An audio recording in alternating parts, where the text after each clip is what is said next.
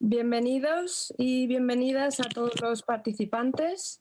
Damos el comienzo a la sesión de salud dentro de la primera conferencia ibérica para la adaptación al cambio climático. Es una actividad promovida por el Ministerio de Transición Ecológica y Reto Demográfico a través de la Fundación Biodiversidad y la Oficina Española de Cambio Climático junto a la Agencia Portuguesa de Ambiente. Les recuerdo que este evento está siendo traducido simultáneamente en castellano y portugués. Pueden ustedes clicar en el icono de globo terráqueo de interpretación que aparece abajo. En este espacio de reflexión sobre los retos compartidos en el espacio geográfico de la península ibérica y las islas de Portugal y España, esta sesión va a poner el foco en el impacto en la salud humana. Abordaremos algunas acciones encaminadas a la alerta temprana y la adaptación a temperaturas y eventos climáticos extremos, a la contaminación ambiental, la alimentación o las enfermedades transmitidas por vectores. El formato de la sesión es el siguiente. Contaremos con un espacio interactivo inicial con el público que explicaremos en breve. A continuación, una serie de ponencias de expertos de ambos países, seguido de un debate con algunas de las preguntas formuladas por el público y otra actividad interactiva para finalizar. Para explicaros esta primera dinámica, doy paso a nuestra compañera de la organización, Lucila Balsecchi. Gracias. Muchas gracias. ¿Qué tal? Bienvenidas y bienvenidos a todos a este congreso. Les voy a compartir un enlace, porque la participación en este espacio no se va a dar a través de cámaras o micrófonos, ni tampoco a través del chat, sino que la participación de las personas espectadoras va a ser a través de la plataforma Slido. ¿Sí? Entonces les voy a compartir ahora este enlace en donde pueden entrar y vamos a hacer 3 preguntas para iniciar y saber desde dónde vienen, dónde se encuentran, qué tipo de institución trabajan, ¿sí? Y al finalizar la sesión vamos a tener un espacio de cafetería virtual en donde vamos a poder también conectarnos desde una forma más informal, como estamos acostumbradas en la época presencial. Entonces, aquí ya podemos ver que las personas que están entrando están respondiendo. Voy a compartir aquí la pantalla también. Hay muchas personas de Madrid, España, ¿sí? También de Portugal, por supuesto, Castelo Branco, Barreiro. Hay gente, bueno, desde todos lados, ¿no? Desde Toledo, Valencia, Lisboa, Oviedo, Extremadura. Ahí seguimos recibiendo las respuestas de la primera pregunta. Y muchas gracias. Esto después lo vamos a también compartir cuando estén finalizados. Bueno, una de las cuestiones positivas de lo virtual es que podemos conectarnos desde muchos lugares. Entonces, vamos a ir a la segunda pregunta, ¿sí? Que es ¿en qué tipo de institución trabajan? Las personas participantes, las personas que están aquí, queremos saber más o menos de qué sector vienen, si del sector académico, administración pública, tercer sector, sector privado u otros. Y estamos viendo algunas respuestas. A ver.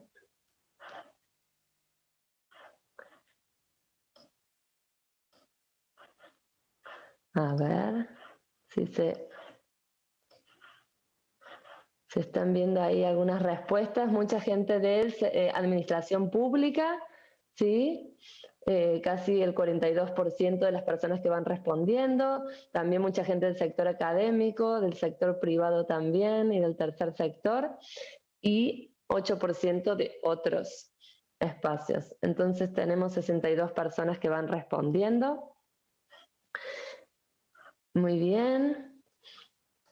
Y vamos a pasar a la tercera pregunta para conocer un poco también la audiencia. Y la pregunta es, ¿cuál es la temática a la que te dedicas? ¿Sí? ¿Qué es lo que te interesa? Estamos en la sesión de salud y adaptación al cambio climático y nos gustaría saber cuál es el interés, a qué se dedica. Estamos viendo algunas respuestas. Salud ambiental, impactos en la salud, educación ambiental, medidas de adaptación, desarrollo sostenible, seguridad alimentaria, biodiversidad, impactos en la salud. Bueno, mucha gente, por supuesto, del sector de la salud, sostenibilidad. Damos un ratito más para recolectar más respuestas.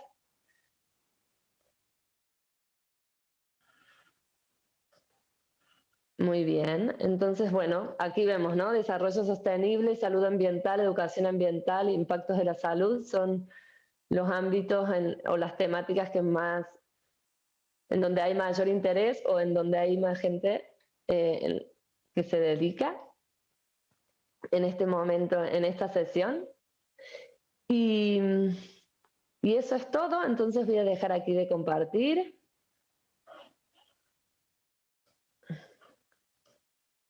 Y pasamos de nuevo a Oriana. Gracias, Lucila. Pues volveremos al slide.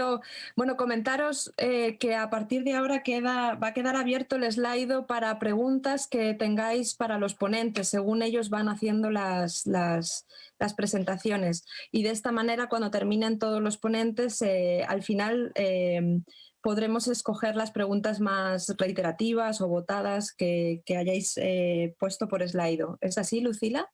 Sí, ¿verdad? Exactamente, muchas gracias, Oriana. Sí, la forma, como decíamos, que la forma de participar va a ser a través de preguntas por Slido, así que ahí pueden ir haciendo las preguntas y votando también las que más les interesan. Gracias, Oriana. Yo tengo abierto en mi móvil el slide y es en la pestañita, hay una pestañita de encuestas y una pestañita de preguntas, es ahí donde ustedes pueden ir introduciendo las preguntas y votarlas. Bueno, pues sin más dilación damos paso a la primera de nuestras ponentes, María Sofía Nuncio, que puede ir compartiendo su presentación. Decir que ella es doctora en biología, en microbiología, investigadora en el Instituto Nacional de Salud Dr. Jorge, donde es responsable del Centro de Estudio de Vectores y Enfermedades Infecciosas y de la Unidad de Respuesta a la Emergencia y a la Biopreparación. Es miembro del Instituto de Salud Ambiental y del panel científico de la Estrategia Nacional de Adaptación al Cambio Climático en Portugal. Adelante, Sofía. Hola, buenos días. Hola, buen día. Buenos días, perdón. Espero que me entiendan. Gracias por la invitación, por estar aquí hoy para hablar de un asunto que creo que tiene mucho interés y que necesita realmente un debate y una profundización en su temática, en especial, en concreto, el cambio climático y su impacto en la ecología de en los vectores, en los artrópodos vectores y en la distribución geográfica en las enfermedades que transmiten los mosquitos. Los cambios climáticos, tres de sus componentes, el cambio global, la disminución de precipitaciones y la disminución relativa del aire, viene a crear impactos distintos en las enfermedades producidos por vectores en su incidencia geográfica. Por ejemplo, los cambios en la temperatura pueden influir en el vector, modificando la tasa de crecimiento de la población de los vectores, modificar su susceptibilidad a los agentes patógenos y modificar el sistema alimentario de los vectores, ampliando sus periodos de actividad. Estamos en 19 de noviembre y Los mosquitos todavía están activos en nuestro país porque tenemos estas temperaturas más suaves, lo que no sería de esperar ya en estas fechas. Y, por ejemplo, la humedad, en que el aumento, donde tenemos las precipitaciones intensas, aumentará la cantidad de agua superficial disponible para el desarrollo de mosquitos, que después aumentará la densidad poblacional y pueden causar la aparición de algunas de estas enfermedades periódicamente. A nivel europeo, incluyendo Portugal, España y Portugal, las enfermedades transmitidas por vectores están aumentando por lo general. Todas han aumentado su casuística en los últimos años. El mayor número de casos. Tenemos también otras. Tenemos la incidencia. Y hay que destacar aquí la fiebre hemorrágica de Crimea-Congo, que tiene un interés muy importante para Portugal y España. En España, sobre todo, porque ya tiene casos autóctonos. A lo largo de los últimos años se han producido algunos casos. En Portugal tenemos el vector, se distribuye por todo el continente de la carrasa. Podemos estar ante una situación de salud pública muy complicada de atender. La fiebre de West Nile también distribuida por mosquitos.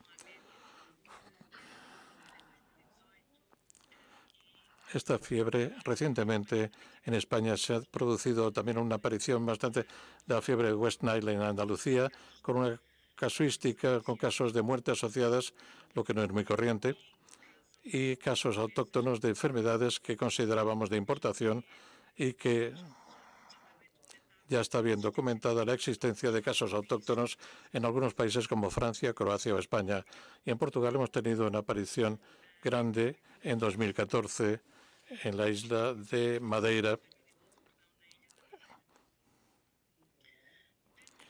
Dentro de las preocupaciones de nuestra área geográfica de las enfermedades transmitidas por mosquitos, sin duda nos preocupan las transmitidas por los mosquitos transmitidos por Aegypti, que se están diseminando por toda Europa y cuya población, a pesar de todo el intento de control, se está diseminando por todo el territorio. Es evidente que todas estas modificaciones climáticas son favorables a un establecimiento de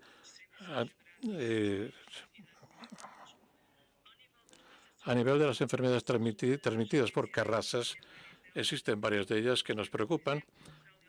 Por ejemplo, la borreliosis de Lyme, que es la carrasa que transmite las enfermedades y que es muy sensible a la falta de humedad y este aumento de temperatura. El aumento de periodos de sequía seguramente va a contribuir a disminuir su capacidad de supervivencia en estos hábitats adversos, pero vamos a ver que habrá una disminución de su incidencia, pero en contrapartida en zonas de Europa del Norte irá a aumentar y está apareciendo en lugares que antes no aparecía. Como he dicho, el aumento del número de casos autóctonos y la aparición de brotes grandes en países europeos está preocupando en términos de público. Es una enfermedad que tiene una tasa de mortalidad asociada entre el 10 y el 40%, es decir, muy elevada, y no hay tratamiento eficaz. Por lo tanto, se trata de una preocupación para las autoridades sanitarias, sin duda. La vigilancia, ¿qué es necesario hacer? Vigilancia, sin duda ninguna, una vigilancia concertada en los vectores, en los animales y en el hombre. En los animales, como reservatorio de estos agentes, son objeto de vigilancia muy importante, y el concepto, la implementación de medidas de atenuación del cambio climático, hacer esfuerzos para reducir nuestras emisiones de calor y efectos de invernadero, y sobre todo implementación de medidas de adaptación. Tenemos que tener modelos predictivos válidos y robustos que permitan la creación de sistemas de alerta rápidos dentro de los propios países pero también entre países, sobre todo en Portugal y España, ya que estamos tan cercanos. Y ya está visto que normalmente situaciones que se dan en un país se extienden rápidamente al territorio vecino. No hay fronteras para este tipo de acciones y rápidamente podemos avisarnos y alertarnos tanto a nuestros a nuestros coterráneos como también a nuestros vecinos para que se tomen las medidas adecuadas. Aumentar las medidas. La vigilancia es muy buena para los sistemas, pero no hace nada para solucionar el problema, solo identifica el problema. Y por lo tanto las medidas tienen que implementarse antes de que se produzcan los brotes, no ya durante los brotes cuando se tiene la eficacia. La eficacia se tiene antes, que es cuando tenemos que estar preparados. Tenemos que incentivar la investigación, la implicación de las poblaciones. Está más probado desde la historia de la malaria. Es un paradigma que no se consigue eficacia en medidas y programas de control de situaciones y de brotes si no tenemos la colaboración de las poblaciones. Para concluir, las modificaciones climáticas sin duda ya están afectando a la distribución y la incidencia. Ya lo estamos viendo. No podemos afirmar que sean solo las modificaciones climáticas, ya que las dinámicas inducidas por vectores vienen influidas por varios factores, desde la intensidad de los huéspedes, pero sin duda ninguna es un factor muy importante. Estos impactos varían de una región a otra y de una enfermedad a otra y de un vector a otro. Y sobre todo, quiero solo dejar aquí una pregunta para el debate, un tanto polémica, pero ya ha empezado lo que ocurriría a nivel de nuestros sistemas nacionales de salud si, además de la pandemia COVID-19, hubiese que dar respuesta a un brote de dengue hemorrágico o de una fiebre hemorrágica. ¿Tendrán resiliencia suficiente para conseguir responder de forma adecuada a todo? ¿O sería esta una de los temas en los que tendríamos que invertir y discutir cómo habrá que conseguirlo? Gracias, creo que estoy acabando mi tiempo. Y estoy a su disposición en el debate para contestar a cualquier pregunta que quieran hacer. Oriana, te doy la palabra. Gracias por estos minutos para hablando sobre esto. Sofía, vamos realmente bien de tiempo, así que enhorabuena a todos y a todas. Vuelvo a recordar que las preguntas se están produciendo a través de Slido. El link se ha compartido en el chat de este Zoom. Si hubiera algún problema con acceder, nos lo ponéis por el chat, porque también podemos mostrar no me sale la palabra, una captura de un código QR, eso, que con el móvil se puede entrar muy bien. Pero ya están llegando preguntas por ahí, así que os animo a seguir poniéndolas. La presentación de Sofía ha sido muy interesante y efectivamente es un reto compartido para España y Portugal, con brotes de fiebre del Nilo Occidental muy recientes en el sur de España, en Andalucía, en provincias colindantes con Portugal, y el de Crimea-Congo también en la provincia de Extremadura, también colindando con Portugal. Así que podemos ahondar en esto más tarde en el debate. A continuación, tengo el placer de presentar a Julio Díaz. Él es doctor en Ciencias Físicas y científico titular del Instituto de Salud Carlos III, el conocido en España como el ISCI. Es además el jefe de área de Epidemiología y Bioestadística de la Escuela Nacional de Sanidad. Su investigación se centra en los efectos en la salud de las temperaturas extremas y la contaminación química y acústica, y nos va a compartir modelos de adaptación a temperaturas extremas en España. Muchas gracias y adelante, Julio, puedes compartir. Lucila va a compartir tu presentación. Hola, buenos días. En primer lugar, muchas gracias también por la invitación. Es un placer estar aquí y poder compartir lo que estamos haciendo en los procesos de adaptación en España.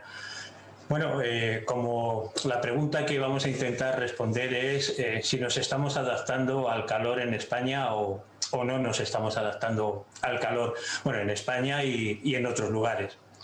En esta primera transparencia que va a poner ahora Lucila, la siguiente, se ve claramente aquí que la relación que hay entre la temperatura y la mortalidad diaria es una relación en forma de V.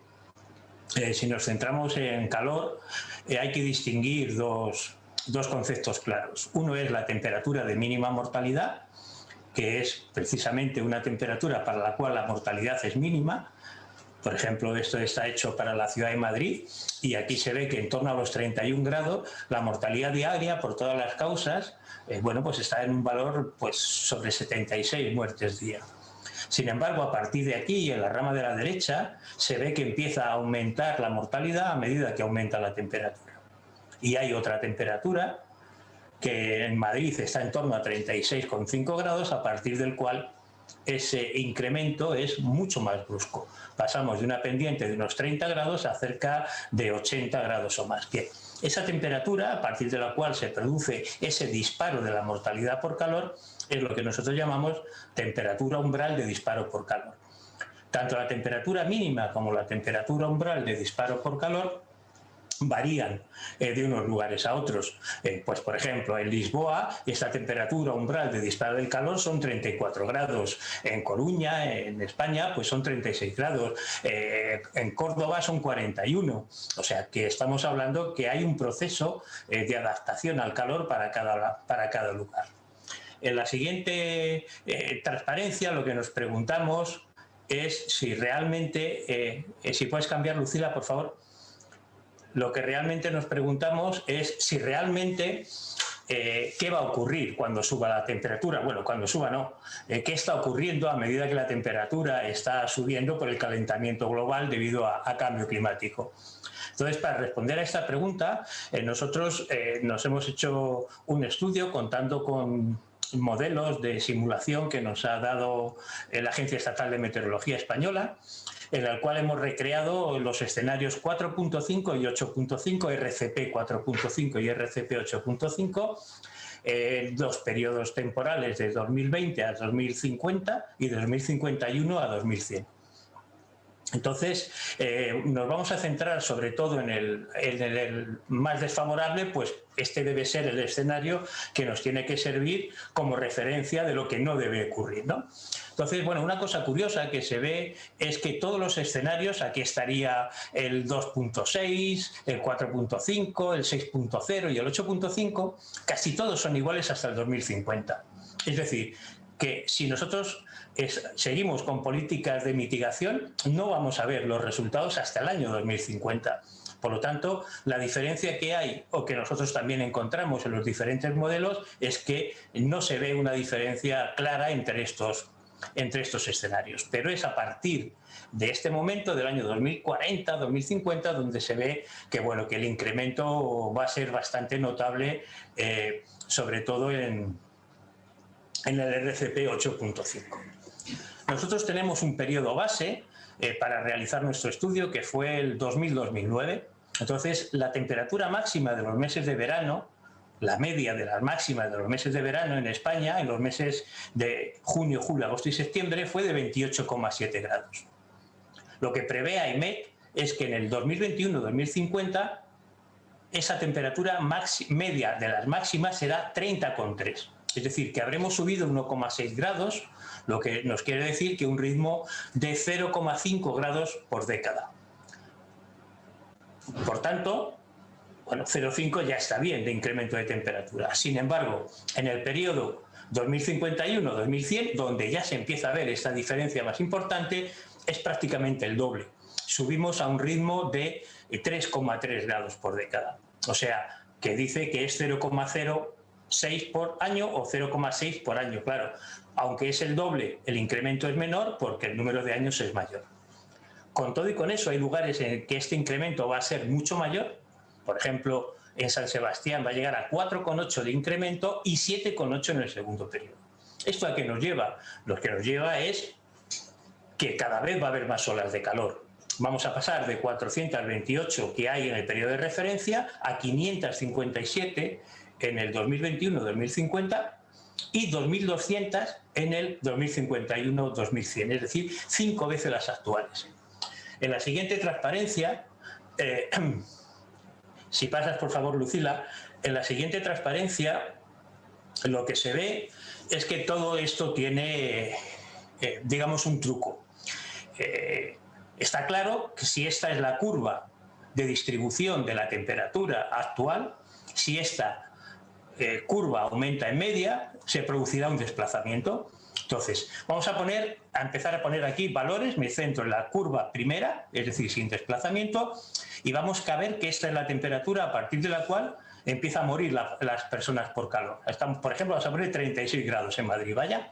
Entonces, ¿qué es lo que vemos? Que esta sería la mortalidad atribuible al calor. Si se desplaza la curva y sigo en 36 grados, la mortalidad atribuible al calor va a ser todo esto, va a ser mucho mayor. Es decir, se va a multiplicar por 5, como veíamos antes, esos valores. Bien, entonces, ¿pero qué ocurre si a medida que se desplaza la curva, se desplaza también la temperatura de definición de ola de calor? Por ejemplo, si nosotros hemos visto que el ritmo de subida del calor es de 0,6 grados por década, ¿qué ocurre si en Madrid dentro de 10 años en vez de 36 son 36,6 y dentro de otros 10 37,2 y dentro de otros 10 37,8 y así sucesivamente? ¿Qué va a ocurrir? Que yo seguiré estando en esta banda de aquí. Es decir, si yo consigo que a medida que aumenta la temperatura por calentamiento global, aumenta la temperatura a partir de la cual la gente fallece por calor, yo no tendré más olas de calor, no tendré más incremento de la mortalidad. Esto es lo que nosotros llamamos adaptación completa, cuando coincide el ritmo de subida de temperatura con el ritmo de adaptación al calor. En la siguiente gráfica, en la siguiente transparencia, pues precisamente lo que vemos es esto. Esto es la referencia del trabajo en el que está publicado este estudio en Environmental Research, en el que vemos que, bueno, que si no hay adaptación, es decir, si sigue siendo la misma temperatura de umbral de fallecimiento por calor, la misma que no evoluciona en el tiempo, estaría hablando de que pasaremos de las 1.300 muertes año que hay ahora a las prácticamente 13.000, es decir, multiplicaremos por 10 la mortalidad. Ahora bien, si yo consigo que los ritmos de incremento coincidan, tanto el del aumento del calor con el de adaptación, apenas habrá más mortalidad, incluso disminuirá la mortalidad como consecuencia de la disminución de la pirámide de población.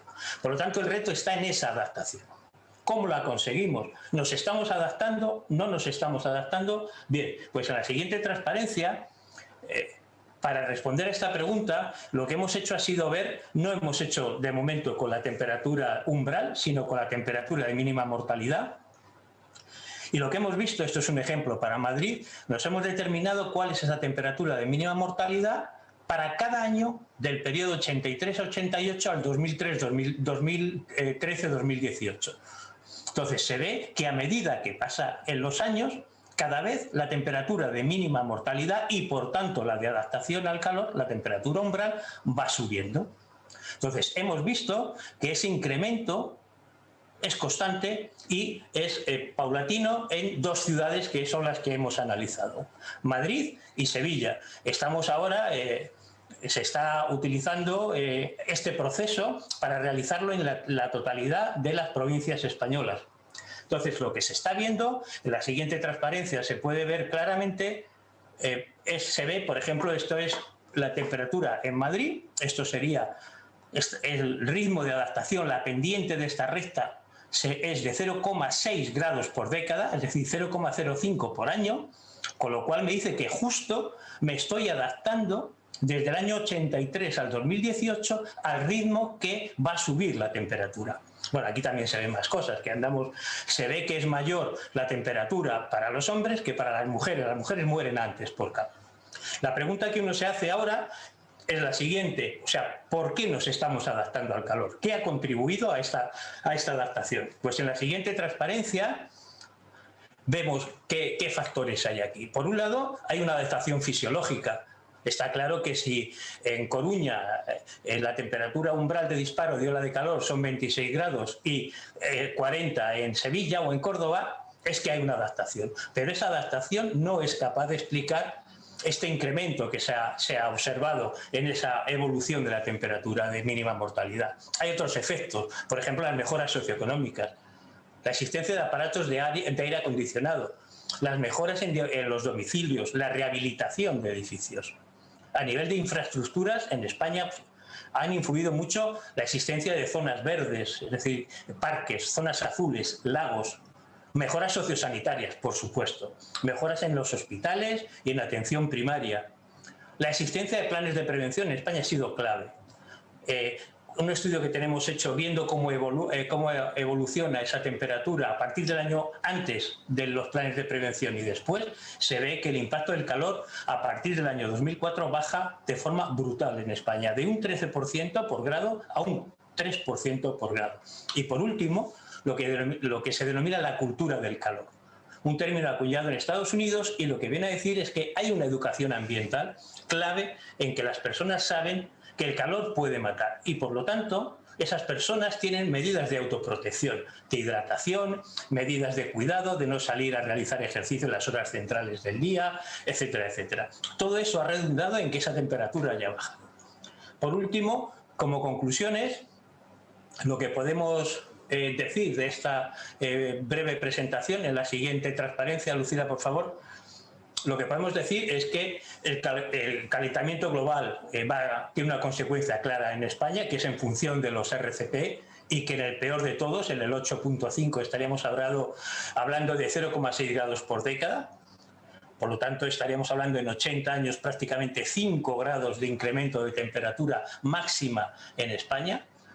Que el impacto de esa mortalidad no es algo que está establecido, sino que depende de lo que seamos capaces o no de adaptarnos a ese calor. Es decir, si nos adaptamos a este ritmo, cuanto más nos adaptemos a estos 0,6 grados por década, menos mortalidad habrá. La tercera conclusión es que esta temperatura de mínima mortalidad parece que nos está diciendo que estamos en el camino correcto, pero el problema es cómo vamos a conseguir mantener este ritmo durante los próximos 80 años. Pero posible es. En la siguiente y última transparencia, bueno, simplemente deciros que si alguien quiere tener acceso al artículo que hemos hecho referencia, o los que se han hecho referencia, este es mi correo, j.diaz@isci.es, y este es nuestro Twitter, donde vamos poniendo las noticias que cada día se van generando a los temas relacionados con cambio climático. La caricatura, pues yo creo que tiene poco que explicar. Bueno, muchísimas gracias y a su disposición para las preguntas. Muchas gracias, Julio. Muy interesante la presentación y muy interesante las medidas de adaptación que has sugerido, que la adaptación fisiológica no es suficiente y hay muchas otras medidas a tener en cuenta, y podemos hablar más de ello en el debate, y también de ver qué aspectos pueden ser comunes a los dos países, establecer sinergias. Bueno, a continuación estaba prevista la participación de Cristina O'Callaghan. Ella es una compañera del Instituto de Salud Global de Barcelona, trabajamos juntas, pero por motivos de salud, os podéis imaginar cuáles, de un familiar, no ha podido estar hoy aquí, así que voy a hacer yo esa presentación, puesto que trabajamos juntas en la misma temática. Lucila, no sé si puedes ir subiendo la presentación. Presento de todas formas a ambas dos. Cristina O'Callaghan, en concreto, es licenciada en Biología por la Universidad de Barcelona, doctora en Medicina por la misma universidad y máster en Epidemiología por la London School of Hygiene and Tropical Medicine. Es actualmente profesora en la Universidad Oberta de Cataluña, investigadora de salud global. Y yo, que así ya tengo la oportunidad de presentarme, lo había dejado para este momento, soy coordinadora de análisis de políticas también en el Instituto de Salud Global de Barcelona, donde también a tiempo parcial soy investigadora en el programa de enfermedades transmisibles y medio ambiente. Soy licenciada en Medicina y doctora en Salud Pública. Bien, nuestra presentación se titula Impacto del estrés por calor en trabajadores agrícolas en España, reflexiones para la adaptación, y queríamos traer los resultados de una investigación quizás menos teórica y más de campo, y reflexiones en torno a ella. La siguiente, por favor.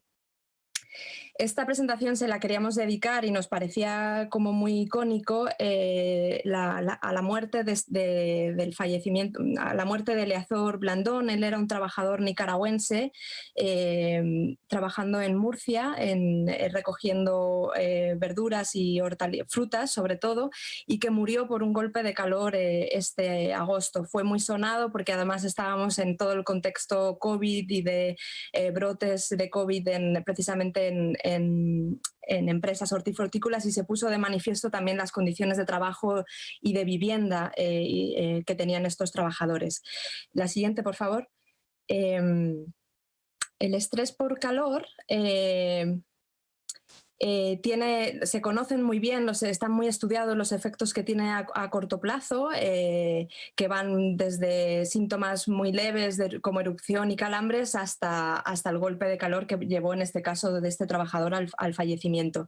Sin embargo, se conoce mucho peor cuáles son los efectos a largo plazo a una exposición frecuente a estrés térmico, quizás un estrés térmico unido a deshidratación, y que no siempre tiene consecuencias visibles clínicas, ¿no? Nos preguntamos si hay lesión renal aguda, tanto aparente como subclínica, en estas personas, y si esto es un factor de riesgo para hacer progresar y que lleve a una enfermedad renal crónica, es decir, a una disfunción renal que ya es irreversible y cuyo tratamiento es, como conocéis, solamente las terapias de sustitución renal, es decir, la diálisis o el trasplante, que son las dos opciones terapéuticas muy caras para los sistemas nacionales de salud y que en ciertos países no son asequibles.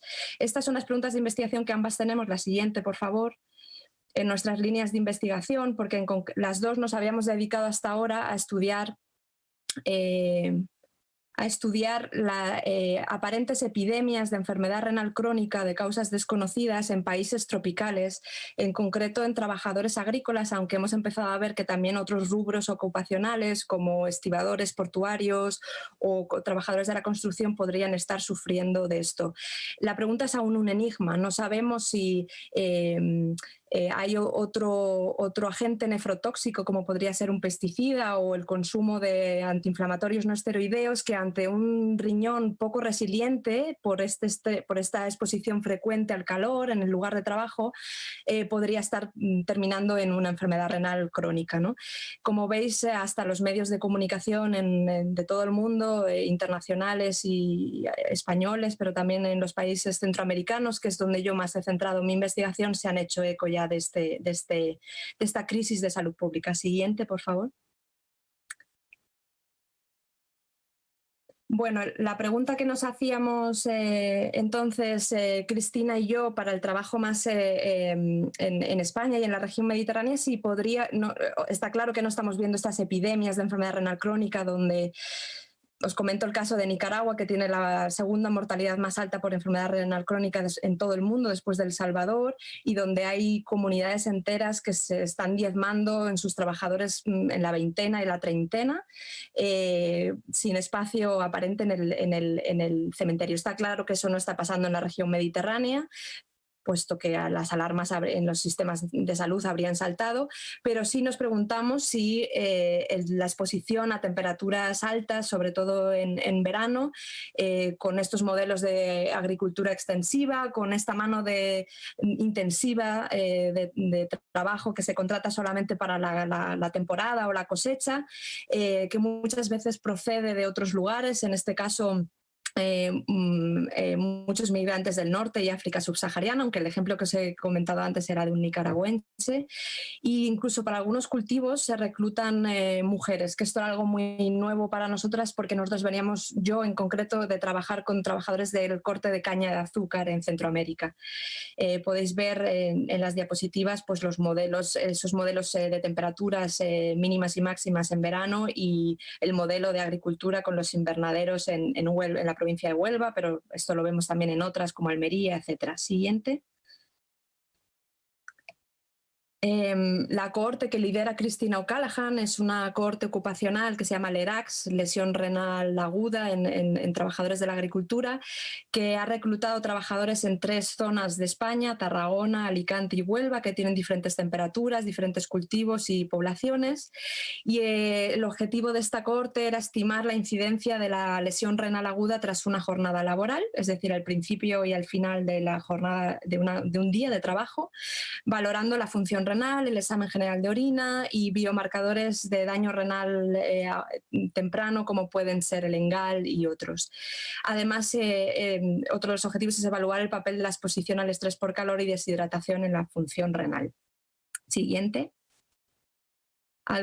Este es el algoritmo de trabajo, pero bueno, simplemente saber que se está haciendo tanto un seguimiento en el tiempo, es decir, al cabo del tiempo, para ver si vemos esta evolución a función renal más crónica, pero sobre todo el conjunto de medidas que se tomaron se hicieron antes y después de una jornada laboral. Siguiente, por favor. Algunos resultados iniciales únicamente con la cohorte con el grupo de estudio La población de Huelva, que estaba formada únicamente por trabajadoras, todas procedentes de Marruecos. Ellas estaban recogiendo frutos rojos en invernaderos y parece ser que contratan a mujeres porque el procedimiento de coger y tirar del fruto requiere pues cierta delicadeza.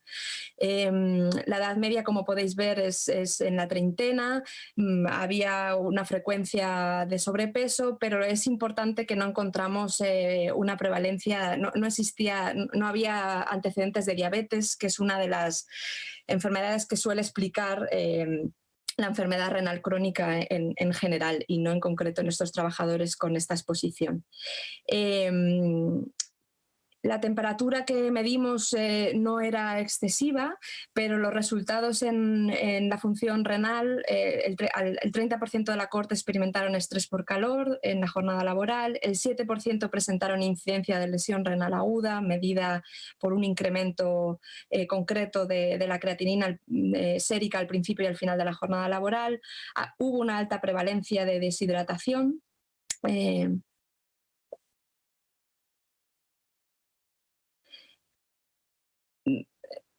Gracias.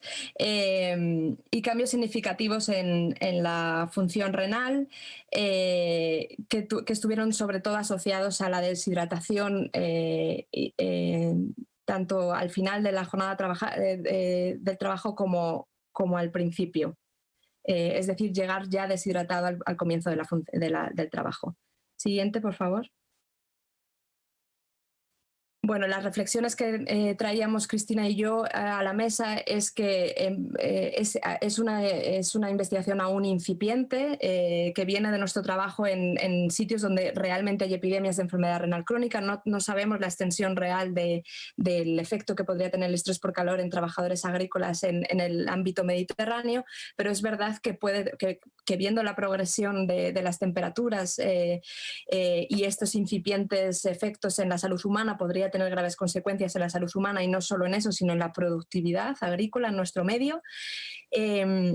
Entonces están sobre la mesa y conocemos proyectos de intervención con un brazo de intervención y otro en el que no se está haciendo en el contexto de Centroamérica, donde ya se están probando este tipo de medidas, como son tanto la monitorización ambiental como la biomonitorización. Una simple tira de orina puede decir mucho del estado de hidratación de un trabajador. Programas de salud, de higiene y de salud ocupacional en el que tienen en cuenta una aclimatación tanto al inicio de la temporada, y esto tiene que ver con la adaptación que comentaba, una adaptación fisiológica que comentaba antes Julio, y descansos pautados según esas temperaturas ambiente y el tipo de trabajo que están realizando los trabajadores. Aquí veis un pequeño damero, un pequeño horario de trabajo donde los horarios que están pautados son diferentes según va avanzando el día y por lo tanto la temperatura va subiendo, pero también según la actividad que realizan. No es lo mismo el que corta caña quemada que el que está plantando en un ambiente más sombreado. Y por supuesto, actividades de acceso a la hidratación.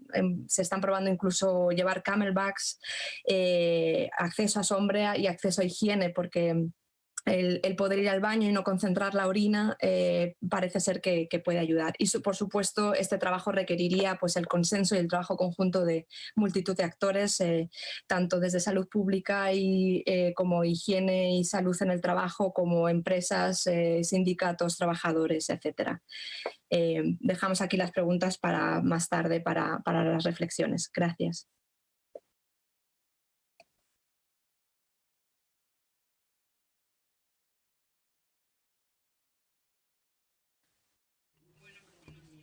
Me gustaría seguir diciendo que siguen entrando preguntas en el Slido. Si alguien tiene problemas para acceder al Slido, por favor que nos lo ponga en el chat de aquí del Zoom. Pero si no, seguimos adelante con la siguiente ponente, que es Isabel Lanza, que puede ir compartiendo su pantalla y su cámara, por favor. Isabel Lanza es... perdón, no es Isabel Lanza, es Ricardo Asunsao. Que he bajado demasiado el horario que tengo aquí. Ricardo Asunsao tiene más de una década de trabajo desarrollado en el ámbito de la seguridad alimentaria y de la salud pública. Desarrolla su actividad de investigación en el Departamento de Alimentación y Nutrición del INSA, dedicándose esencialmente a la evaluación del riesgo y del riesgo-beneficio de alimentos, la toxicología alimentaria y la evaluación del impacto de los alimentos y la dieta en la salud. Así que nos mudamos completamente de temática y le doy la palabra a Ricardo. Muchas gracias. Obrigado. Gracias, Ariana. Buenos días a todos. Para mí es un placer participar en esta primera conferencia ibérica sobre modificaciones climáticas y en esta ponencia que relaciona el cambio climático con la salud. Y mi intervención tiene relación con los alimentos, con los problemas de salud alimentaria y las microtoxinas, en particular las consecuencias para la península ibérica, y después hablaremos de algunas estrategias que puedan contribuir a la atenuación de estos cambios climáticos. Se debate mucho que es una de las características del cambio climático es el aumento de la temperatura cuando se compara con su referencia preindustrial, y que todos nosotros conseguimos recordar que estos cambios climáticos se pueden asociar a eventos extremos, como por ejemplo olas de calor de 2016 que afectaron a Europa y que en Portugal y en España se asociaron a incendios forestales con diferentes consecuencias, y recientemente se ha publicado, en efecto, en Portugal, además de afectar a la salud en general, ha contribuido también a aumentar la mortalidad asociada a estos fenómenos. Por lo tanto, el cambio climático presenta aquí un impacto en diferentes sistemas, en especial sistemas físicos, epidemiológicos y humanos, que puede presentar diferentes magnitudes según la región del planeta en que se produzca. Es cierto que los cambios climáticos tienen consecuencias a nivel biológico, afectando a factores bióticos y, como consecuencia, afectarán a los sistemas agroalimentarios. Por una parte, afectando el acceso a la alimentación, y una alimentación saludable y nutritiva y que tenga un impacto en la salud pública. Pero, por otra parte, podrán también afectar lo que es la seguridad de los alimentos, es decir, la ocurrencia de agentes de origen bacteriano, viral o parasitaria que están en el origen de enfermedades de origen alimentario, o, por otra parte, la ocurrencia de enfermedades de animales que, por formar parte de la cadena alimentaria, pueden contribuir a estas enfermedades de origen alimentario. Y un tercer factor que muchas veces no se comenta tanto, que son contaminantes químicos que pueden estar en los alimentos, especialmente contaminantes que estén producidos por hongos, como las micotoxinas. Las micotoxinas están producidos por hongos que están diseminados de forma general en el ambiente y que, con condiciones atmosféricas y climatológicas favorables a su crecimiento y a la producción de taxonas, producirán estas micotoxinas que tienen efecto en la salud humana y animal. La principal fuente de exposición es, sin duda, la alimentación, en el caso de la alimentación animal y de la alimentación humana.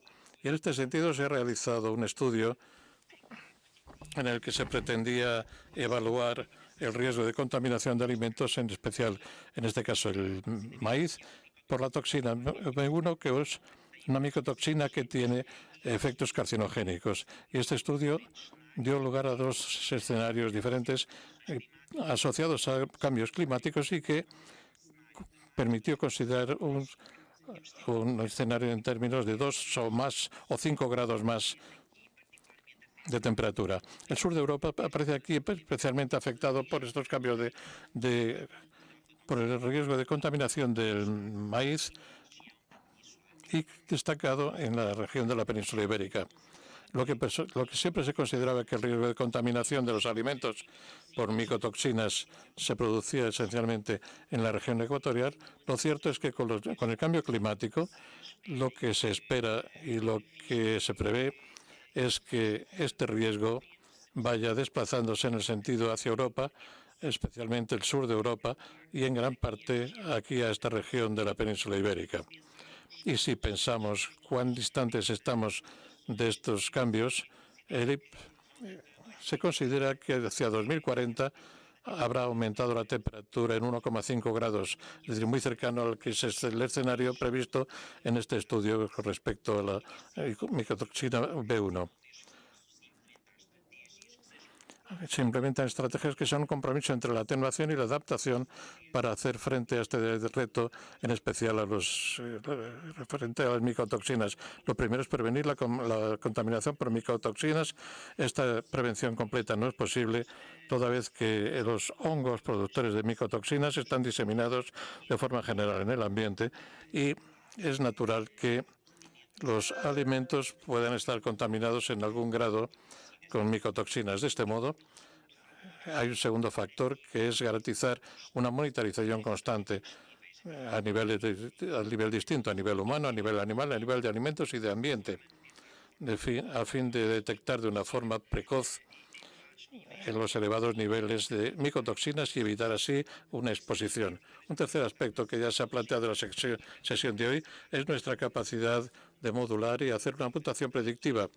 En este contexto es muy importante porque permite, por una parte, prever los momentos en que será necesario un riesgo mayor en la contaminación de los alimentos, pero también la utilización de fungicidas, que es una herramienta para evitar el crecimiento fúngico, y con todo es necesario hacer aquí un balance de un riesgo entre la utilización de fungicidas que por sí solos pueden ser tóxicos o no utilizarlos y dejar que se produzca una mayor exposición a nivel de micotoxinas. Otro factor es la cuestión del almacenaje, los stocks de alimentos. Los hongos, encontrando condiciones favorables para su crecimiento, podrán producir toxinas y, en este caso, el almacenamiento asume un papel especialmente importante, por lo que deben tenerse buenas prácticas en el almacenamiento de alimentos, así como buenas prácticas agrícolas que deben implementarse a fin de garantizar que los alimentos se cultiven de la mejor forma, información de los consumidores para que estén alertas sobre esta problemática y puedan diversificar su dieta en el sentido de garantizar que no están expuestos constantemente al mismo contaminante, y haremos aquí una diversificación con el fin de reducir los potenciales efectos en la salud y, finalmente, la inversión en el área científica a fin de que las decisiones se tomen con base en la mejor evidencia científica. Agradezco su atención y estoy a su disposición para alguna pregunta que quieran hacerme. Muchas gracias. Muchísimas gracias, Ricardo, por tu presentación de un tema completamente nuevo. Como veis, estamos tocando muchos palos. Ahora sí, tengo el placer de presentar a Isabel Lanza. Ella es de Ingeniera Ambiental por la Universidad de Aveiro y posgrado en Estudios Europeos y Economía por la Universidad de Coimbra. Isabel es responsable del área funcional de salud ambiental del Departamento de Salud de la Administración Regional de Salud del Centro de Portugal. Así que cambiamos a una temática más regional y localista. Adelante, Isabel, cuando desees. Buenos días.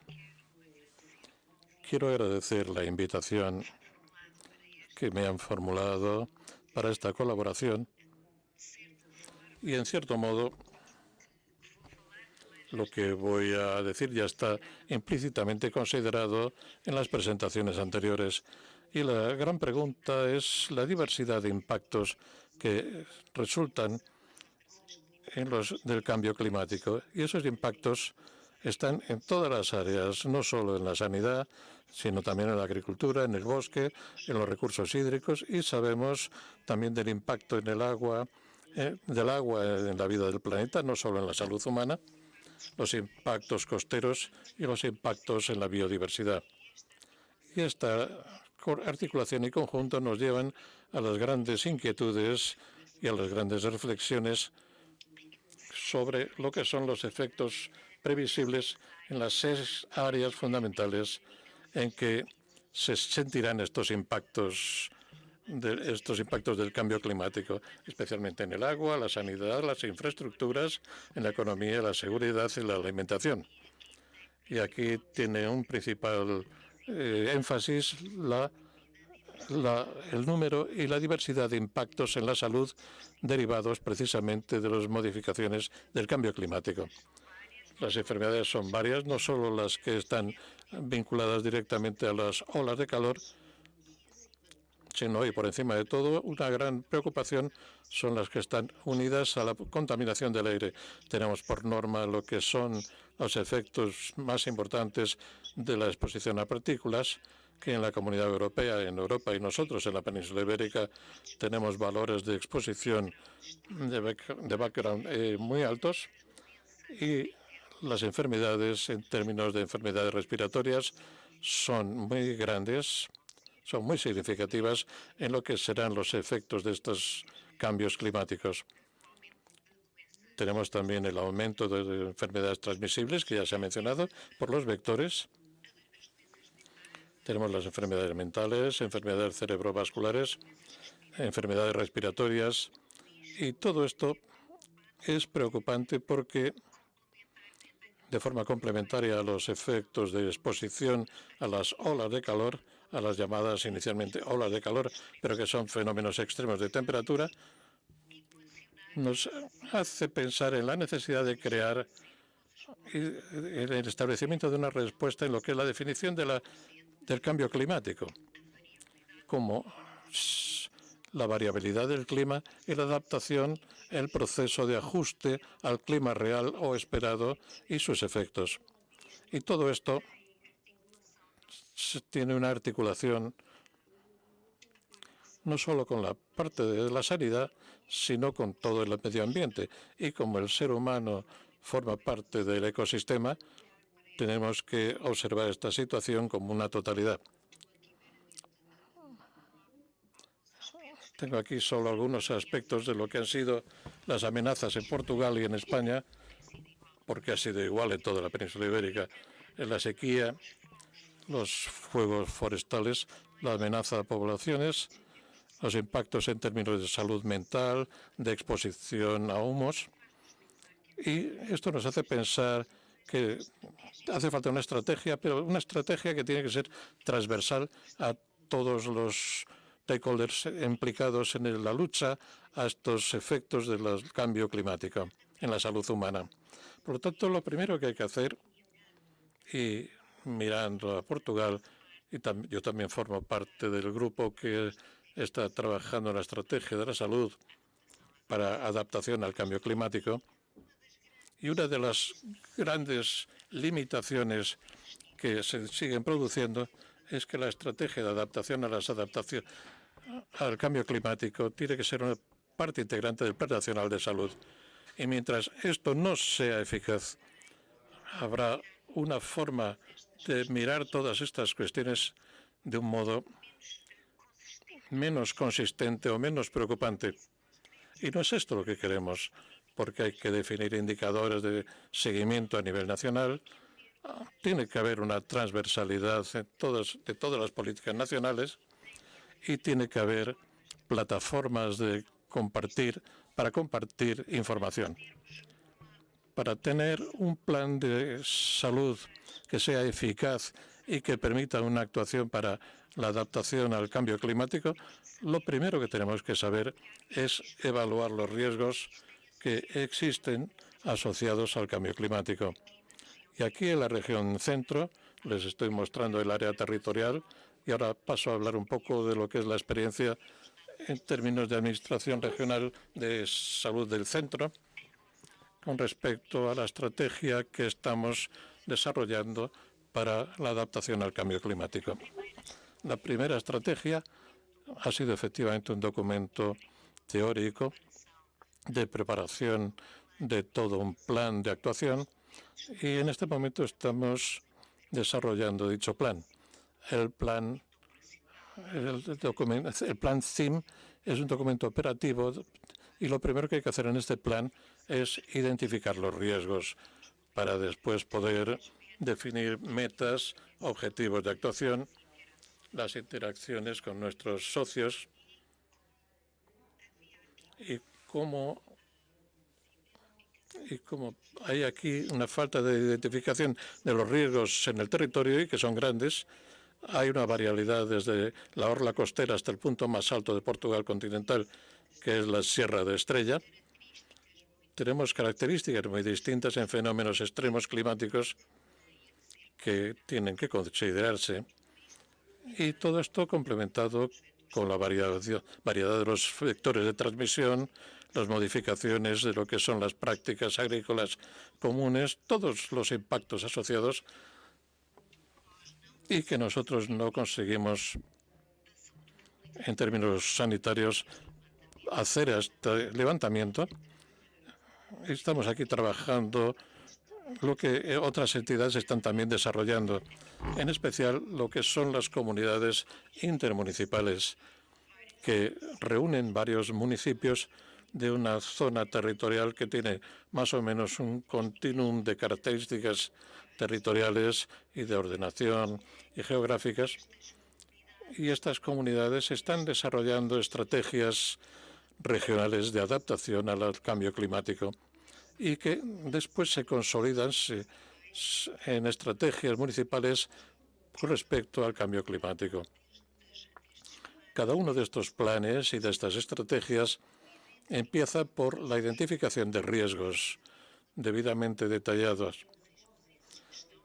Riesgos que están de acuerdo con los impactos previsibles que van desde la erosión costera a fenómenos extremos climáticos. Y no podemos olvidar que en Portugal hemos tenido ya algunos fenómenos, por ejemplo, asociados a eventos extremos, huracanes, con impactos incluso en las infraestructuras sanitarias. Esto no lo podemos ignorar.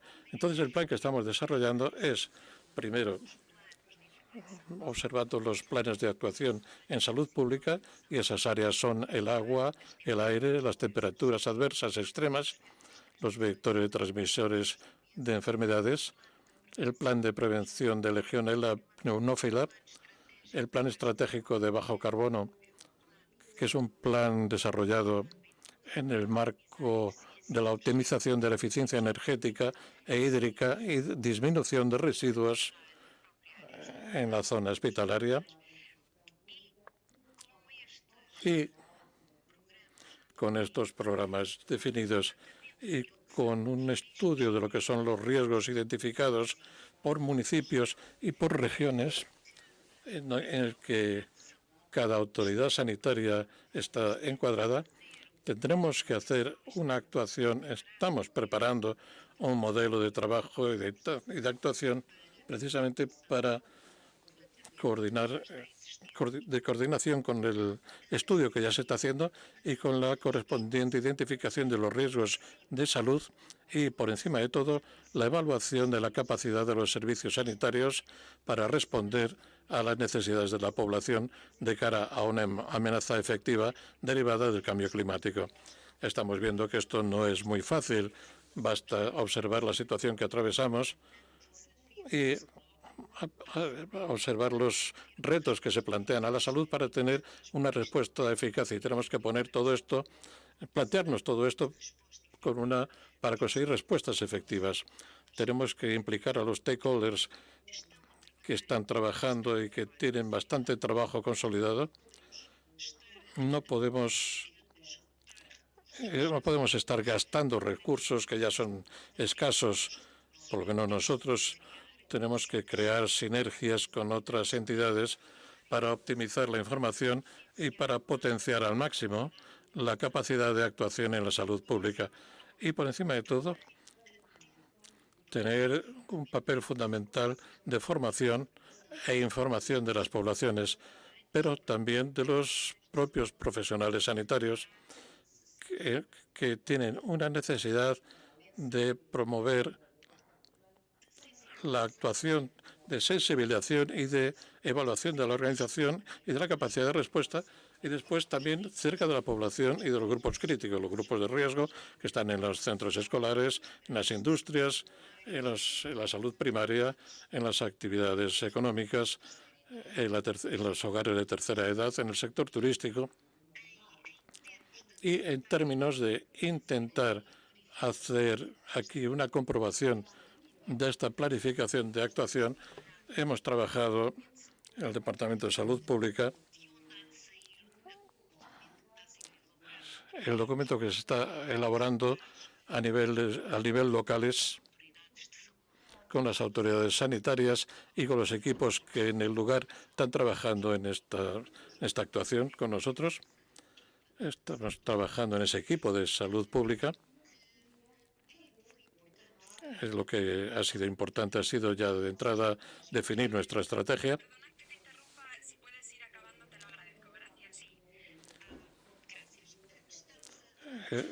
Estamos desarrollando actuaciones ya sobre el terreno con otras entidades intermunicipales en términos de formación, de planes de actuación con emergencia médica y con varias orientaciones, por ejemplo, en términos de plan de intervención de riesgos de la orla costera que es grave aquí en Portugal. Muchas gracias. Esto es todo. Este es el mensaje que quería transmitirles y muchas más. Y una vez más, gracias por la oportunidad de participar. Muchísimas gracias, Isabel, por traer esta temática de cómo trabajar realmente a un nivel regional con los municipios y con muchísimos otros actores. Es un tema muy interesante para el debate. A continuación, y ahora ya sí vamos un poquito mal de tiempo, le doy la palabra a Santiago González Muñoz. Él es licenciado en Farmacia y en Ciencia y Tecnología de los Alimentos. Trabaja en el área de calidad sanitaria de las aguas y evaluación de riesgos ambientales de la Dirección General de Salud Pública del Ministerio de Sanidad, donde participan diversas actividades que llevan a cabo en relación a la salud, medio ambiente y cambio climático. Y nos va a hablar precisamente de las líneas de trabajo a nivel nacional, que es algo que mencionaba Isabel, cómo deben estar alineadas las diferentes estrategias y políticas. Adelante, Santiago. Pues muchas gracias, Oriana. En primer lugar, quería comenzar mi intervención haciendo un recordatorio general de cómo incide el medio ambiente en nuestra salud. Simplemente diciendo que 1 de cada 4 muertes, hospitalizaciones está relacionada con causas ambientales. Y en este sentido, si entendemos el cambio climático como un factor que está desequilibrando el medio ambiente, tenemos que entender que el cambio climático también está modulando y amplificando estos efectos que está teniendo el medio ambiente sobre nuestra salud. Y además tenemos que tener en cuenta que este medio ambiente y este cambio climático no nos está afectando a todos por igual. Existe una serie de ejes de desigualdad por género, por etnia, por territorio. Aquí en este sentido España y Portugal, como veis en ese mapa pequeñito de la Agencia Ambiental Europea, estamos en la parte afortunada del mapa, donde la incidencia de las causas ambientales es menor que en otras zonas. Tenemos evidentemente la clase social y tenemos por supuesto la edad. Todos ellos ejes de desigualdad que hacen que algunas personas tengamos más dificultades que otras para alcanzar nuestras metas de salud. En este sentido, dentro del borrador del Plan Nacional de Salud y Medio Ambiente, que está tratando de ser articulado desde nuestra unidad, y considerando los factores de riesgo ambiental que hemos tenido en cuenta para hacer este borrador de plan, que, bueno, que tendréis más noticias en fechas próximas, porque bueno, ya estamos en las últimas fases de elaboración del borrador. Pues como veis, en todos estos factores de riesgo ambiental que podemos contemplar, que hemos contemplado en el plan, es difícil encontrar alguno que no esté relacionado de una manera o de otra en mayor o menor medida con el cambio climático. Se me ocurre la radiactividad o las radiaciones ionizantes, pero es difícil que haya algo que no esté relacionado de una manera o de otra con el cambio climático. Y el primero de esos factores de riesgo ambiental, que ya se ha hablado bastante de él en esta sesión, es las temperaturas excesivas. En este sentido, desde el año 2004, y además está aquí Julio Díaz, uno de los promotores del Plan Nacional de Prevención de los Efectos de las Temperaturas sobre la Salud, a quien quiero agradecer también el apoyo científico que nos ofrece todos los años en la gestión del plan.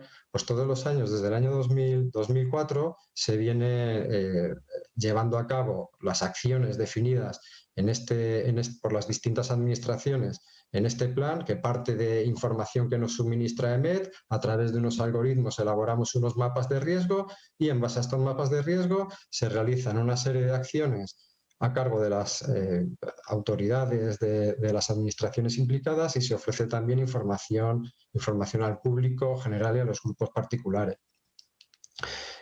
Cuando hablamos del impacto en salud de las temperaturas, a mí me gusta poner el ejemplo de que esto es como una isla, un atolón que emerge del mar. El golpe de calor, estaríamos hablando de lo que es la parte emergida del océano, pero debajo tenemos todo un edificio submarino de un exceso de mortalidad por todas las causas asociadas estadísticamente a las altas temperaturas, que si en el golpe de calor estamos hablando de el año que más decenas de muertos, como mucho, en el exceso de mortalidad ya estamos hablando de centenares o miles. Y eso sin considerar la morbilidad asociada o los efectos indirectos que tienen las altas temperaturas. Pero bueno, es un tema del que ya se ha hablado. Otra cuestión, y no nos viene tan inmediatamente a la memoria o a la mente cuando hablamos del cambio climático, pero está muy relacionado, sobre todo porque el cambio climático va a aumentar las situaciones de bloqueo atmosférico, con lo cual el principal factor de riesgo ambiental, que es la mala calidad del aire, va a ver incrementada su importancia en todos nuestros países. En este sentido, desde el Ministerio de Sanidad se ha participado en todos los planes que ha llevado a cabo el Ministerio de Transición Ecológica, el Plan Aire 1, el 2, el Programa Nacional de Acción contra la Contaminación Atmosférica. Trabajamos en la Task Force del Convenio de Ginebra sobre contaminación atmosférica transfronteriza. Y para que se hagan una idea de la importancia de este factor de riesgo, la contaminación del aire está de una manera o de otra implicada en 4 de las 5 principales causas de mortalidad en España. Está implicada en isquemia, en infarto, en cáncer de pulmón, en EPOC, como no puede ser de otra manera, ya más en gran medida, y en la diabetes.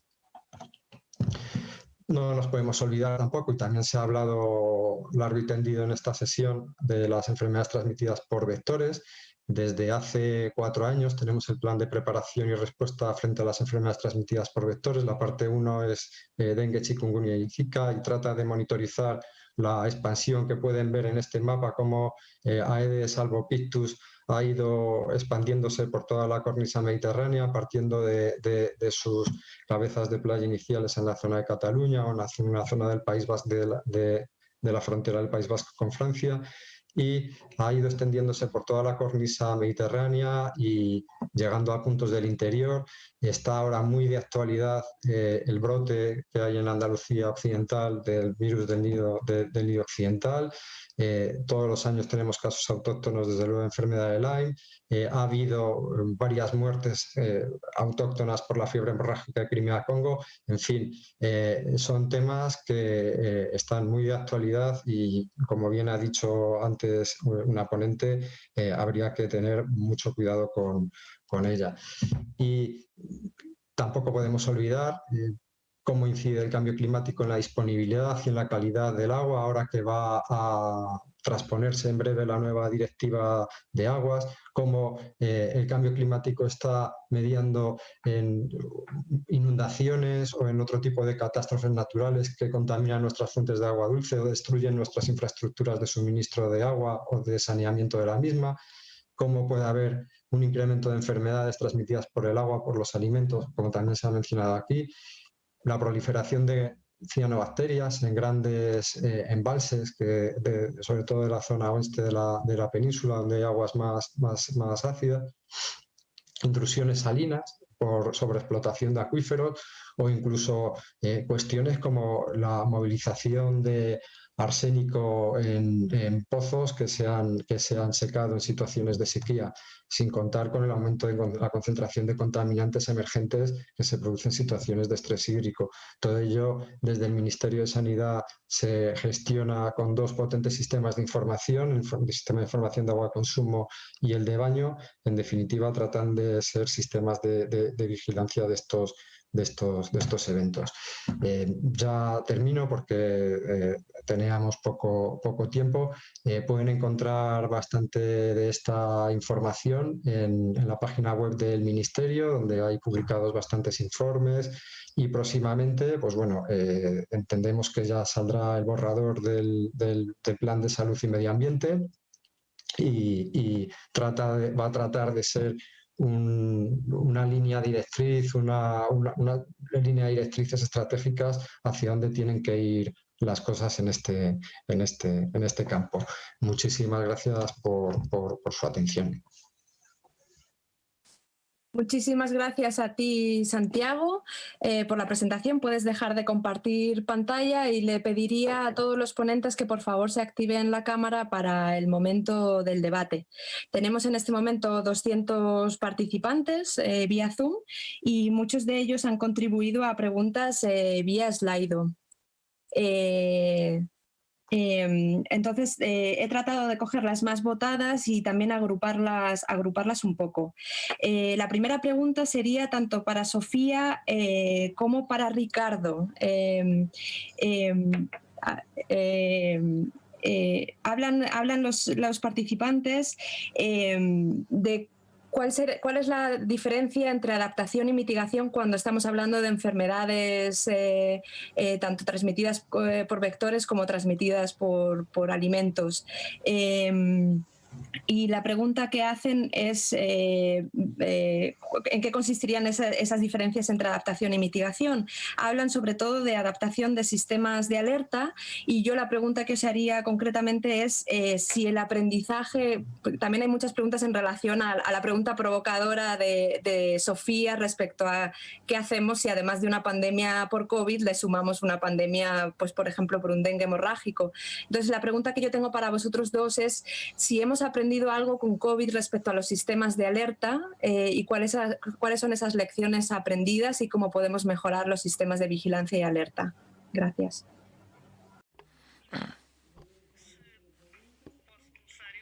Puedo empezar yo. Para mí las medidas de adaptación tienen dos niveles de aplicación. Personal, donde las propias poblaciones tienen que aprender a convivir y adaptarse a la presencia de estos mosquitos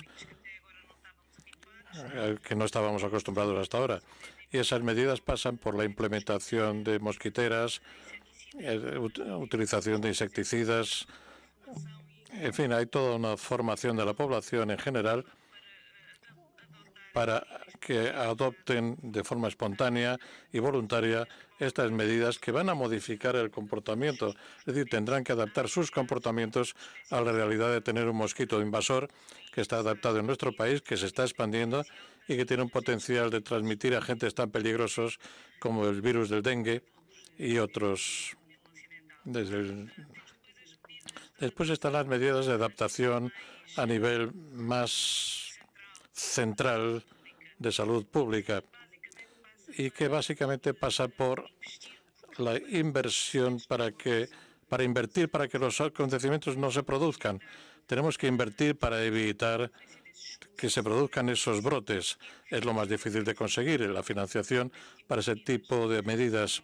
Normalmente tenemos una tradición, y hablo a nivel individual ahora solamente, no a nivel institucional. Somos muy buenos respondiendo a asuntos, conseguimos responder y nuestros sistemas están ya muy maduros y nos permiten aprender con experiencias y con situaciones previas. Pero invertir para que no ocurran estas cosas es muy difícil de conseguir. Hablo en concreto de nuestro sistema de vigilancia de vectores en Portugal. Afortunadamente no hemos todavía detectado, no tenemos los virus, y en ocasiones nuestras autoridades, las administraciones regionales sanitarias y los técnicos de salud ambiental que van al campo a recoger mosquitos, nos preguntan al cabo de 10 años por qué seguimos yendo al campo buscando mosquitos, porque no hay casos aquí. Y les tenemos que explicar esto y insistir mucho en esta idea, y también cerca de quienes financian estos programas, que es necesario mantener esta vigilancia y tener datos robustos que nos permitan construir esos sistemas de alerta rápidos. Tenemos otro problema que tenemos que dar respuesta, y son los problemas de comunicación con los datos que estamos recogiendo y los modelos que estamos desarrollando en términos en las enfermedades en la salud humana. Se complementen con los datos que se están recogiendo por el componente veterinario y los estudios del medio ambiente. Tenemos mucho trabajo por hacer. Hay algún solapamiento del trabajo que se desarrolla en cada uno de estos tres sectores. Creo que vamos a tardar mucho, y esto dentro del país, entre países, supongo que tendremos mucho trabajo que hacer, y sería sumamente útil si pudiéramos, a nivel de la península ibérica, incrementar estos modelos. No nos podemos olvidar de que si hablamos del control de vectores, no beneficia que Portugal, desde un lado de la frontera o en Algarve, en el sur de Portugal, implementemos medidas de control de población de vectores, si en el lado español no se hace lo mismo, y viceversa. Si en España lo están haciendo y en Portugal no, pues pasaría lo mismo. Los mosquitos, las poblaciones de mosquitos se pueden dispersar perfectamente entre ambos países y no solucionaríamos el problema para ninguno de los dos. Nos beneficiaríamos todos por acciones conjuntas. La comunicación, ya sea a las poblaciones, ya sea entre los actores y los decisores que tienen capacidad de invertir en recursos humanos o en recursos financieros, es fundamental, y creo que aquí las medidas de adaptación que podemos hacer es invertir en la adaptación para evitar la mitigación. La mitigación es cuando queremos atenuar, cuando ya estamos en medio del brote y queremos reducir su impacto. No queremos llegar al brote, queremos evitar que se produzca el brote y mantener en lo posible la evitación de que se produzcan estos casos. Sabemos cómo se hace, pero hace falta recursos, conocimiento y que las poblaciones colaboren. No basta que ande dispersando insecticida en una zona si cada uno en su jardín tiene criadores naturales, o no cuidar a sus animales de compañía con productos para los animales. Tiene que haber elementos de comunicación y modificar nuestros comportamientos. Creo que han contestado de una forma rápida. Si hay algo más que quieran aclarar nuevamente, estoy a su disposición. Obrigado, muy breve. Rápida. Y apenas muy sucinto, y como le he presentado en mi presentación, creo que tiene que haber aquí un compromiso entre las estrategias de mitigación y de adaptación. En efecto, desde mi perspectiva, intentando hablar de la mitigación y adaptación al riesgo de contaminación, en el caso de toxinas, es difícil disociar estos dos componentes porque uno lleva al otro y están relacionados, pero estoy de acuerdo. Y rubrico las palabras que acaba de decir Sofía. Me interesa destacar este hecho en este tema y en este componente de la contaminación química de los alimentos, no solo de las dicotoxinas, sino de forma general, porque el sistema alimentario y de seguridad alimentario son muy efectivos y garantizan, son muy operativos, y en realidad garantizan una gran seguridad de los alimentos consumidos. No obstante, muchas de las consecuencias de estas contaminaciones no son inmediatas. Esto, en cuanto a comunicación para los consumidores, es un particular reto, que tienen una particular importancia. Quería solo hacer esta anotación sobre las palabras que acaba de decir Sofía. La siguiente pregunta sería para Julio. Hay preguntas bastante técnicas, pero esas las voy a obviar. Pueden comunicarse contigo en cualquier momento sobre los escenarios RCP, etcétera. Pero hay varias que confluyen en igual los ejemplos de adaptación a altas temperaturas que has ofrecido, más allá de los fisiológicos, si deberíamos pasar a adaptación más proactiva con los ejemplos que has puesto socioeconómicos y ambientales. Hay muchas personas que destacan los corredores verdes y el verde y el azul en general, sobre todo en las ciudades. Si tenías algún comentario al respecto de cómo podemos potenciar estas estrategias de adaptación, y alguna pregunta provocativa, por ejemplo, como si tenemos cosas que aprender sobre regiones que ya tienen una exposición al calor a temperaturas altas mucho mayor que nosotros, como por ejemplo África. Bueno, empezando por la primera, yo creo que en estas estrategias de zonas verdes y zonas azules, lo que nosotros estamos viendo en algunos casos, como es en Madrid, que hemos hecho un estudio según distritos, es que lo único que sirve es para modular un poco el impacto que puede tener el calor. Pero hay otros factores, como por ejemplo es el nivel de renta, que es el nivel clave a la hora de explicar las diferencias que existen entre la mortalidad por calor a nivel de un mismo municipio, en este caso Madrid. Entonces hemos hecho un estudio en 21 municipios de Madrid, y el impacto que tiene las zonas verdes es relativamente pequeño. Es mucho más importante el nivel de renta, mucho más importante la antigüedad de los edificios y si están rehabilitados o no, que la existencia de zonas verdes o no. Me refiero a nivel estadístico, ojo. Otra cosa es que las personas que vivan muy próximas a esas zonas verdes sí se vean beneficiadas pues por su existencia o esas zonas azules. Pero a nivel estadístico, de elegir todo un municipio, no tiene tanta importancia como nosotros pensábamos. En Madrid, ojo, hay otros estudios realizados en otros lugares, en Praga, por ejemplo, que sí se ve que es relativamente importante, pero lo que nosotros hemos visto, poco. Por lo tanto, yo no creo que solamente haya que realizar o que se propongan, digamos, actuaciones pasivas. Desde luego que la fisiología es pasiva, pero aún así la fisiología hay que tenerla en cuenta, porque además es diferente en mujeres que en hombres. Eso explica, entre otras cosas, por qué la temperatura a partir de la cual el calor empieza a incidir, la mortalidad es mucho más baja esa temperatura en mujeres que en hombres.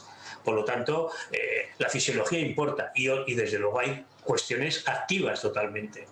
El único grupo de edad en el que no ha disminuido la mortalidad por calor en España es en el de 18 a 45 años, que en buena parte está por personas que trabajan al aire libre y personas que realizan ejercicio a horas que no deben. Por lo tanto, yo creo que eso sí es proactivo. Y ahí sí hay que...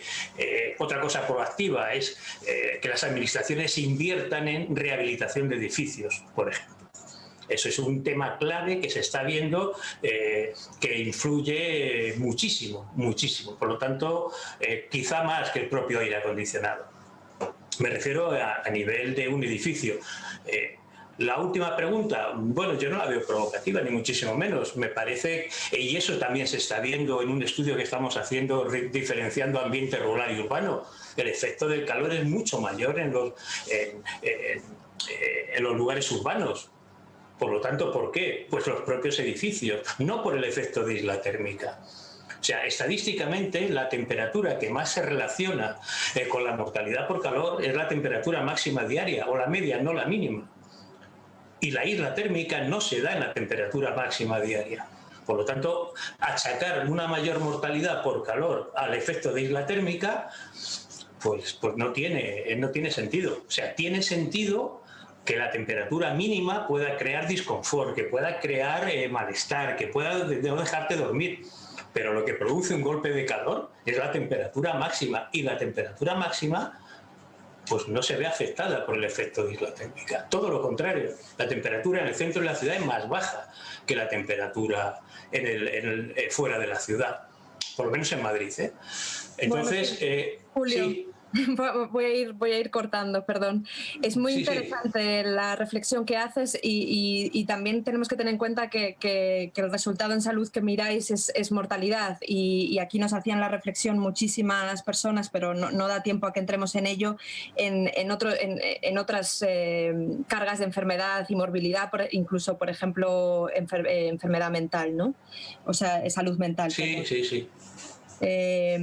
Y bueno, otras personas hacían la reflexión de que poner aires acondicionados pues contribuye es un círculo vicioso que contribuye al problema, así que efectivamente pasará por ayudas para mejorar la infraestructura urbana y de vivienda.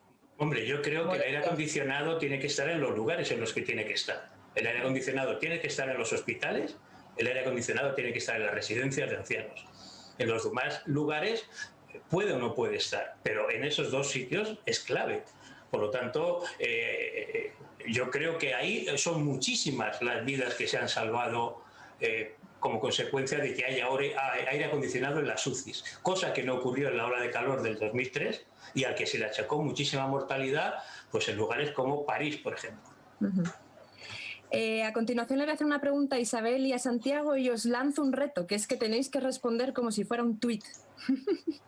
Y la pregunta es la siguiente. Los dos habéis hablado en un plano más bueno, no deja de ser de transversalidad y de estrategias, uno a nivel nacional y la otra a nivel más local o regional, pero al final habéis hablado de mapear los riesgos y de detectar las capacidades y trabajar sobre todo con otros sectores. La pregunta que yo tenía para vosotros es un poco cuáles son los retos para trabajar con esos otros actores. Habéis hablado del sector educativo, habéis hablado de medio ambiente para cuando hay que hacer los planes de calidad del aire, etcétera. ¿Cuáles son los retos que vosotros como expertos en salud pública, uno a nivel nacional y otro regional, os encontráis en ese trabajo de salud en todas las políticas, de transversalizar la salud en medio ambiente y en otros sectores? Gracias. Un tuit. Bueno, si os parece empiezo yo. Muchas veces en esto se trata de crear foros, perdón que tengo el eco. Se trata de crear foros, de crear instrumentos de coordinación, no por muy manido que esté, no deja de ser absolutamente fundamental, porque recoger a todos los sectores implicados es la clave aquí, desde luego. Isabel. Sí, pues... Sí, en efecto, hay que tener primero una noción de cuál es el marco y las entidades que están implicadas en la gestión de todo ello y después ir estableciendo relaciones entre estas, porque aisladamente nadie consigue implementar nada. Y yo trabajo en la estrategia nacional y la regional. Y una cosa es segura, no podemos estar duplicando trabajos que han hecho otros ya, porque cada uno tiene sus competencias y nosotros tenemos que optimizar competencias y recursos. Después, si todos compartimos información, si todos compartimos datos, tenemos la capacidad de tener una actuación mucho más eficaz. Y en efecto, eso se establece muchas veces, empieza por un simple contacto y se termina estableciendo relaciones personales, técnicas que facilitan,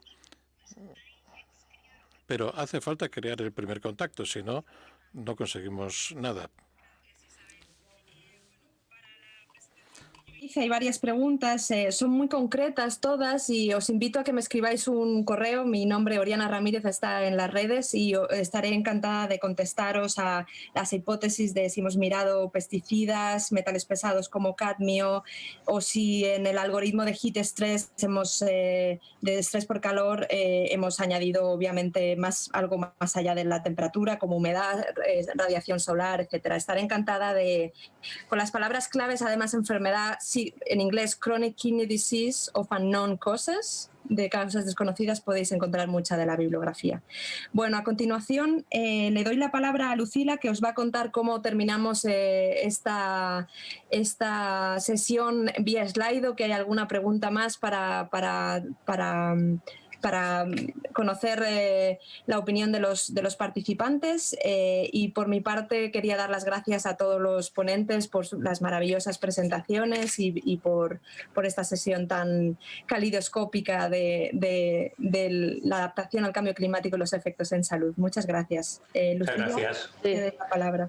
Sí, muchísimas gracias a todas las personas ponentes y a todas las que están también escuchándonos. Para terminar esta sesión, que ya nos estamos pasando, recordarles que vamos a continuar primero en un ámbito más informal, ¿sí? Ahora les vamos a pasar el enlace. Entonces, si quieren continuar y acercarse a hablar con alguna persona, tenemos otra plataforma en lo que esto se puede generar en el ámbito digital. Y mientras tanto, antes de irnos de esta sesión de Zoom, queremos rescatar cuáles son para vosotras, para vosotros los resultados, los mensajes clave que se han hablado en estas sesiones, que vamos a luego compartir en las conclusiones finales del encuentro. Entonces, para ello, hemos compartido de nuevo una diapositiva en esta plataforma de Slido, en donde pueden completar. Aquí está el enlace, lo voy a volver a copiar, para que puedan completar ahí cuáles son los mensajes claves. Por un lado, los desafíos, ¿sí?, que se presentan en este ámbito y en esta temática de la salud y la adaptación al cambio climático. Entonces, a ver, voy a compartir la pantalla para que podemos ir ya viendo algunos mensajes que vamos teniendo aquí. Y voy a compartir. Mayor sensibilización, mayor adaptación de las viviendas. A ver. Aquí. Trabajo intersectorial, cambio climático y salud. Aquí vamos viendo algunas respuestas. Invitamos a las personas, a todas quienes quieran incluir estos mensajes claves, estos desafíos que estamos teniendo en el ámbito de la salud, también para poder incluirlas dentro de las conclusiones que vamos a presentar de esta jornada. Y la segunda pregunta tiene que ver, al final de todo, ahora vamos a compartir estas dos preguntas y al final van a tener una evaluación con estas preguntas que también pueden responder. Entonces, eso les va a quedar para responderlo en el tiempo que lo deseen. Pero ahora, antes de cerrar, me gustaría que pasáramos a la próxima y última pregunta con respecto a los mensajes clave, ¿sí?, que tiene que ver con cuáles son las oportunidades, los aprendizajes y las lecciones compartidas en esta sesión en relación a salud y adaptación al cambio climático. Entonces también están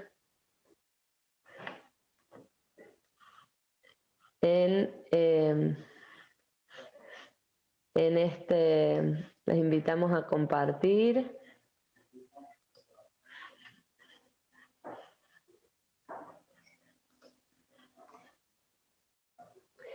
¿Cuáles son las oportunidades? ¿Cuáles son los aprendizajes?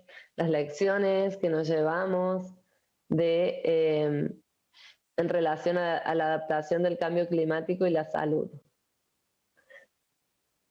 Estamos viendo algunas respuestas. Estrategias win-win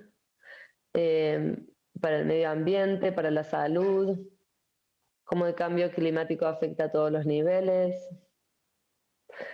necesidad de colaboración transfronteriza para controlar enfermedades, oportunidad de visión y reflexión integradas,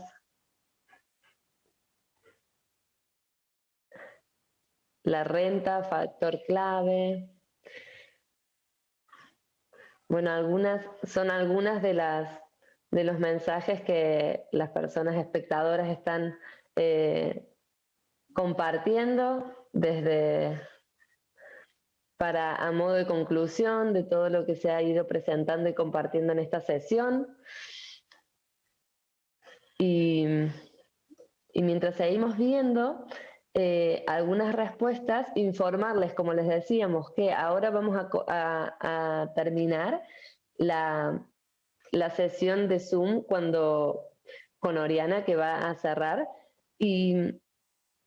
y luego lo que les invitamos a una cafetería, una cafetería virtual, un espacio un poco más relajado, informal, en donde podemos acercarnos y cruzarnos de una forma virtual, pero también novedosa, con aquellas personas que querramos ir directamente, preguntarles algo. Entonces, para ello, vamos a copiar, no es ese enlace, sino se llama Spatial Chat, la plataforma, ¿sí?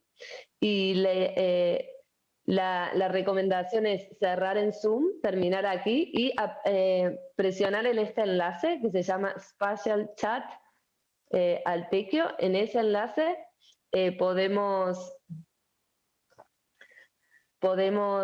entrar y ahí podrán colocar su nombre, cerrar el Zoom porque necesita de nuevo la cámara y poder acercarse y encontrarse con las personas que están aquí por una horita, ¿sí? Y esto es todo, le paso a Oriana para que pueda cerrar la sesión. Muchas gracias. Nada, por mi parte solo reiterar el agradecimiento a las organizadoras, a todas las entidades, a los ponentes y a los más de 200 participantes que hemos tenido en algún momento. Esperamos que haya sido un contenido interesante y rico y se volcarán algunas de estas conclusiones a la sesión final de esta conferencia. Gracias y buen día a todos y a todas. Muchas gracias. Muito obrigado. Obrigada. Gracias, adiós. De breve. Gracias a los intérpretes también. Sí, y dejamos en el slide una evaluación también de la sesión y espacio para comentarios. Muchas gracias.